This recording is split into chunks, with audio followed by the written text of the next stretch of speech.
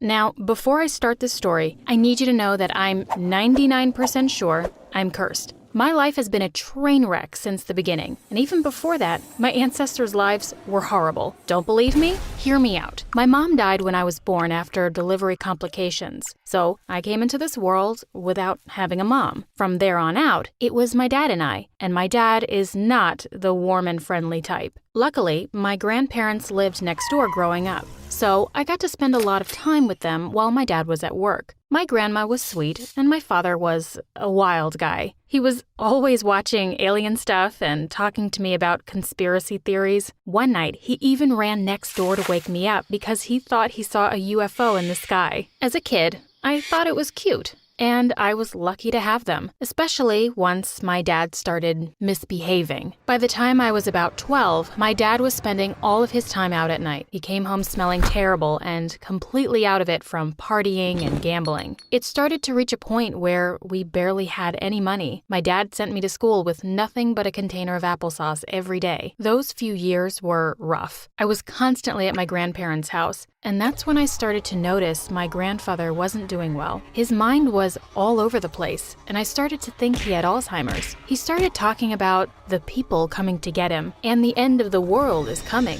It was really unsettling. My grandmother even put a lock on the bedroom door so he couldn't leave. Even with that uncomfortable atmosphere at their house, I was happy to be there, but that happiness was short-lived. On the way to a doctor's appointment, my grandmother and grandfather got into a horrible car accident, and they both died. My only safe place to go was instantly gone. Crushed, I had to go and help clean out their house. I opened the closet in my grandfather's room, and I was not prepared for what I was about to see. The closet was lined with supplies for the end of the world, and a bunch of weird propaganda posters. But even creepier, there was a painting in the center of the wall, and it looked like it was the end of the world. There were demons and fire and people on horses. I shivered and picked it up, terrified. I knew my grandfather was creepy, but I didn't know he was that insane. As I was throwing the painting out of the house, my fingers sunk through the back of the frame, ripping it. Through the hole, I could see that something was tucked in the back. If I could go back in time, I wouldn't explore any further. I would have just let it be, and my life would be a lot better now. But at the time, I didn't see the risk. I pulled an envelope out of the back of the painting. There was a note inside of the envelope. It read, "For my granddaughter, I love you so much." That wasn't all that was in the envelope. There was an old skeleton key and the deed to a property. I recognized the road name and realized it was a huge old farmhouse on the far side of town. Why had my grandparents owned that property?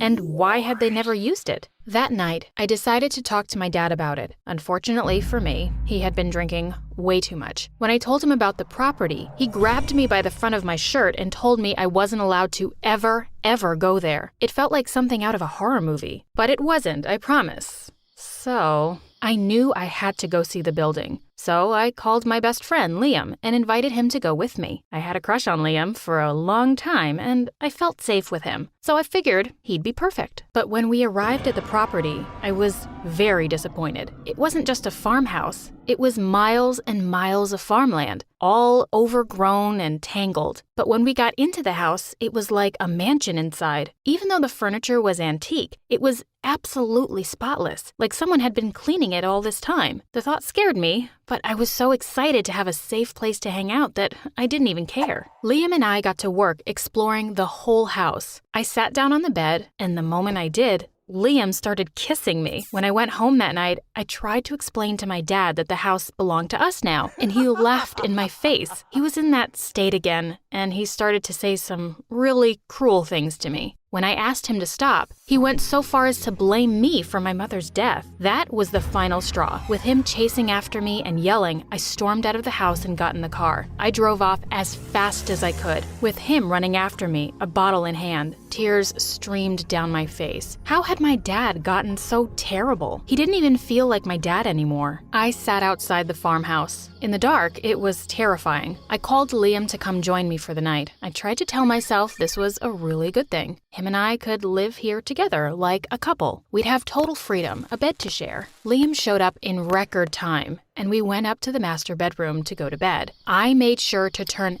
every light in the house on. There was no way I was getting spooked by anything. Next day, Liam decided he wanted to throw a massive party, and I agreed because I wanted to seem cool. I knew I had to keep him happy because if I didn't and he left me, I'd be stuck in this house all by myself. And let me tell you, that massive party would come back to bite me. What was supposed to be 5 to 10 people turned into a 100-person rager. People were hanging off the balcony, people were drinking in the kitchen, people were running through the halls. It was out of control, and I felt totally out of place. I started to panic. What if someone called the police on us? I started running through the house, trying to find Liam to get the party shut down. That's when I saw him leaning against the deck with his back turned to me. When I opened the door to the deck, my jaw dropped. Liam was making out with some random girl. I didn't know what to do, so I screamed. That went about as well as you could expect. Liam jumped back and tripped, falling down the stairs with a bang. I watched his body roll down the steps, and for a minute, I almost felt vindicated. Then he started grabbing his arm and screaming. His arm looked twisted, definitely broken. The homewrecker who was making out with him ran off the second he was in pain. Even though I was furious, I dragged him into the car to drive him to the hospital. He tried apologizing, but I didn't want to hear it. What was he going to say? He tripped and fell against her face. On the drive back home, I couldn't even look at Liam. He promised me it would never happen again. If it was normal conditions,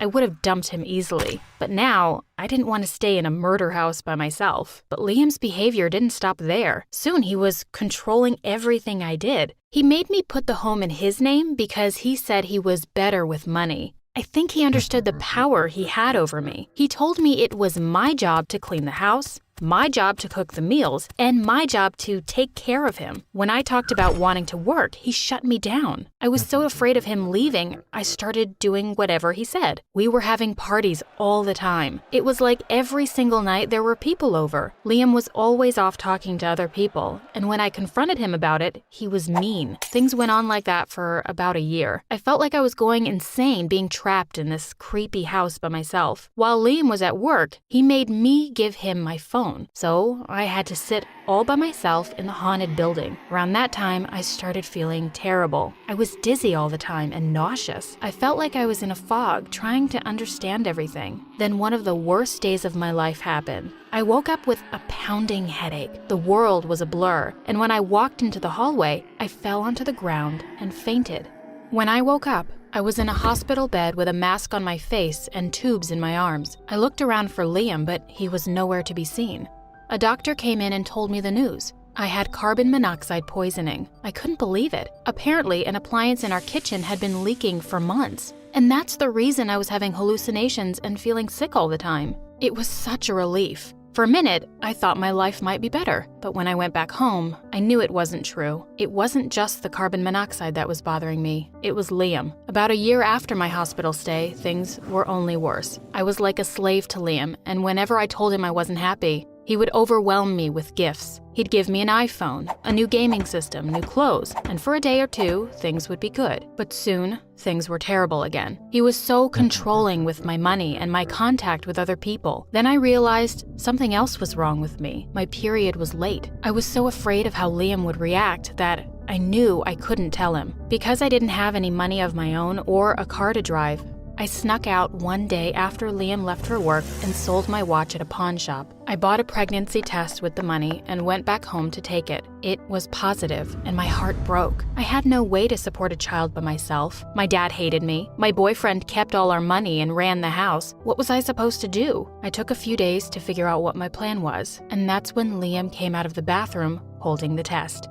He started screaming at me, asking why I hadn't told him. I was so afraid I started to cry. I came up with the only lie I could think of. I was planning to surprise him with a special dinner. He calmed down almost immediately. Over the next few days, I tried to talk him into letting me get a job so I could help get money for the baby, and he just snapped at me. I make enough money for us. Before I knew it, I was ready to have the baby. I begged Liam to leave my phone at home so I could call him if anything happened, but he refused. My worst fear became a reality. I went into labor while Liam was at work. I sat in the bathtub crying and trying to control my breathing. I had felt alone in this house for so long, and this was no different. I thought about how different my life would be if my grandparents were still alive. I could live with them. I could have left Liam a long time ago. After a lot of screaming and pain and terror, my baby girl was born. I held her in my arms, all alone. For the first time in weeks, I felt love, and then I felt scared. I couldn't raise a daughter with Liam nearby. I had to get away from him somehow, and I had to be sneaky. I decided to name my girl Hope. I realized that giving up Liam also meant giving up the house. Looking back, I realized him making me change the title to his name was all about controlling me. When Liam came home, he found me still in the bathtub. He was shocked, but he didn't apologize or even ask if I was okay. Every day, when he left for work, I would walk the miles to town and sell things at the pawn shop. I sold gaming systems, antiques from the house, even my own clothes. It took me about 2 years, but the money started to add up. I was just about ready to run away when the unthinkable happened. Liam found my money stash hidden in the ceiling. He flipped out on me. I tried to lie and say it wasn't mine, and then he really went off. He told me he was the only one who was ever going to love me, and that if I thought I could leave with his daughter, I was insane. He started throwing things around the room. I ran with Hope into the bedroom and slammed the door behind me. He reminded me that the house was his, and he was the only one with a job. He said he would get custody of my daughter. I couldn't take it. I knew I couldn't live here anymore. I looked for something, anything that I could sell, but all that was in my room was the stupid painting that got me into this mess. I grabbed the painting and managed to jump off the balcony with my daughter on my back. I ran to the road and could hear Liam slam the door behind me, running after me. I waved my arms like crazy, hoping a car would come, and to my shock, a teenage girl let me in her car. I jumped in just as Liam tried to grab me, and we took off. She asked if she could help me, but I told her to just drop me off at the pawn shop. I walked in with nothing but the painting. In tears, I asked the man how much he would buy it for. His face went ghost white. "Do you know what this is?" he asked. I shook my head no, and he pulled up a news article on his phone. The painting was by a famous religious leader and had gone missing decades ago. The craziest part? It was worth $10 million. My jaw hit the floor. The pawn shop owner negotiated with me and bought it. To this day, I still can't believe it. I went from a poor, abused woman to a millionaire in a matter of minutes. With the money, I went and bought my own house, a large house with a nice yard. I also started my own shelter for people in abusive relationships, and my work there is fulfilling. Hope is being raised in a healthy, safe environment, and I have sole custody. The craziest part is, Liam's in jail now. He went on to hurt another person he dated. And it scares me a lot that if I stayed, that would have been me. This experience taught me a lot about power and healthy relationships, but it also taught me something else. My grandpa was not crazy after all.